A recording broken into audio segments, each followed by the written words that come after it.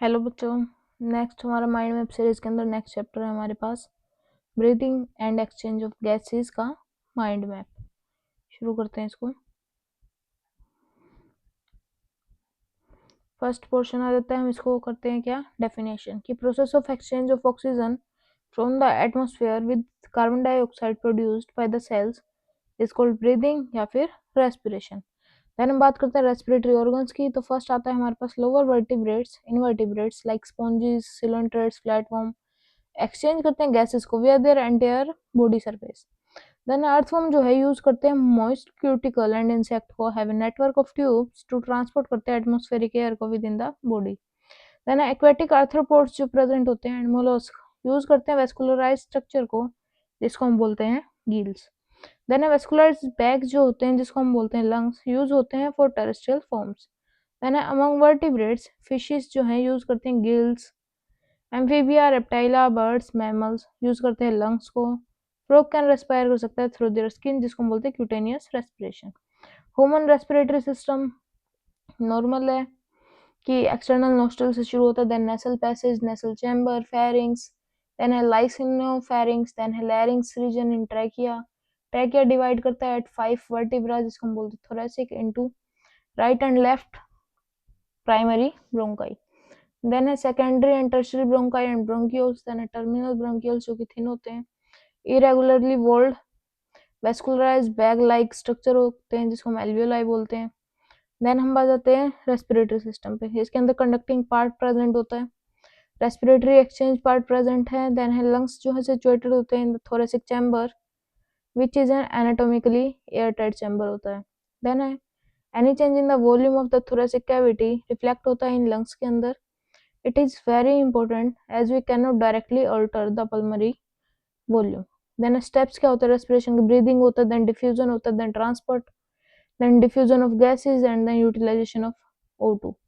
Mechanism, पहले inspiration करते हैं हम एयर को, atmospheric air moved in, then negatively pressure in the lungs with respect to atmospheric pressure.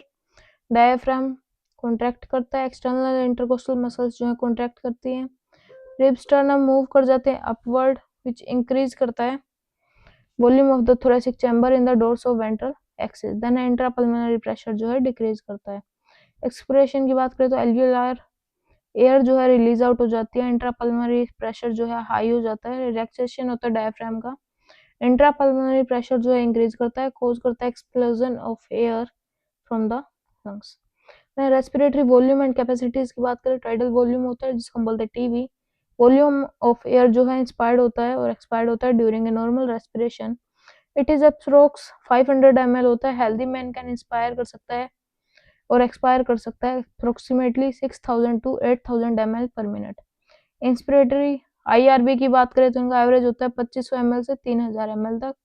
ERB की बात करें तो 1000 ml से 1100 ml तक। RV की बात करें तो 1100 से 1200 ml तक। इंस्पिरेटरी कैपेसिटी जब हम निकालते हैं हम करते हैं टीवी टाइडल वॉल्यूम प्लस में IRV inspiratory reserve volume. Then अगर हम एक्सपिरेटरी की बात करते हैं सेम टीवी प्लस में IRV। देन है फंक्शनल रेजिडुअल कैपेसिटी जिसको हम FRC बोलते हैं। FRC निकालने के लिए हम क्या करते हैं ERV प्लस में RV का ऐड करते हैं। देन वाइटल कैपेसिटी प्रेजेंट होती है और टोटल लंग कैपेसिटी भी प्रेजेंट होती है। देन हम बात करते हैं एक्सचेंज ऑफ गैसेस की, अलग अलग पार्ट्स प्रेजेंट होते हैं। डिफ्यूजन होता है इसका मेम्ब्रेन का in made of 3 layers, thin squamous layer present होती है एपिथेलियम की। Endothelium of alveolar capillaries present होती है, बेसमेंट सबस्टेंस होता है बिटवीन देम।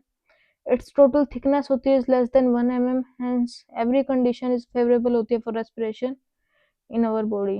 देन है transport of gases, transport of O2 की बॉडी के अंदर जा रही है, ट्रांसपोर्ट ऑफ CO2 जो बाहर निकल रही है। देन है रेगुलेशन ऑफ रेस्पिरेशन की बात करें तो इसके अंदर डिसऑर्डर आते हैं रेस्पिरेटरी सिस्टम के, जैसे कि अस्थमा, एम्फिसीमा और ऑक्यूपेशनल रेस्पिरेटरी डिसऑर्डर भी इसके अंदर शो करता है। अस्थमा के अंदर क्या हो जाता है, डिफिकल्टी होती है ब्रीदिंग के अंदर, कोज करता है wheeziness due to inflammation of bronchi and bronchioles. Emphysema के अंदर क्रोनिक होता है, can not be easily cured. Disorder होता है in which alveolar walls damage हो जाती है due to which respiratory surface जो है डिक्रीज हो जाती है।